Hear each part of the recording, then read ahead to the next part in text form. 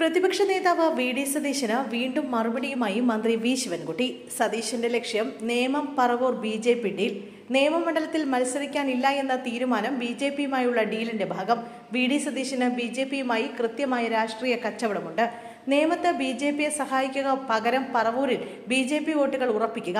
ഒത്തുകളികൾ പുറത്തുവരുമ്പോഴുള്ള പരിഭവമാണ് V D സതീശനെന്നും V Sivankutty വ്യക്തമാക്കി. വർഗീയ ശക്തികളുമായി ചെങ്കാത്തം ഉറപ്പിക്കാനുള്ള നീക്കം ജനങ്ങൾ തിരിച്ചറിയുമെന്നും മന്ത്രി വി ശിവൻകുട്ടി ഫേസ്ബുക്കിൽ കുറിച്ചു. നിയമമണ്ഡലത്തിൽ മത്സരിക്കാനില്ലെന്ന പ്രതിപക്ഷ നേതാവ് വി ഡി സതീശന്റെ പ്രസ്താവന കേവലം ഒരു വ്യക്തിഗത തീരുമാനമല്ല. അത് BJPയുമായി ഉണ്ടാക്കിയ കൃത്യമായ രാഷ്ട്രീയ കച്ചവടത്തിന്റെ ഭാഗമാണ്.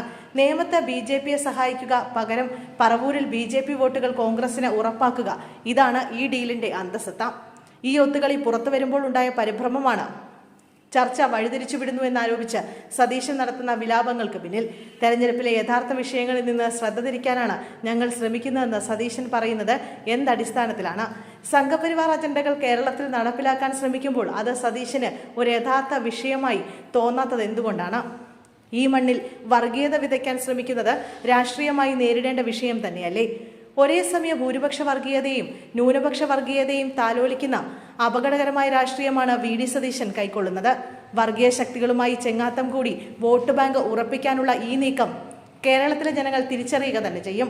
മന്ത്രിയുടെ ഓഫീസ് സ്റ്റാഫുകളെയും AKG സെന്ററിനെയും പഴിചാരി രക്ഷപ്പെടാനുള്ള ശ്രമം സതീശന്റെ രാഷ്ട്രീയ പാപ്പരത്തമാണ് വ്യക്തമാക്കുന്നത്.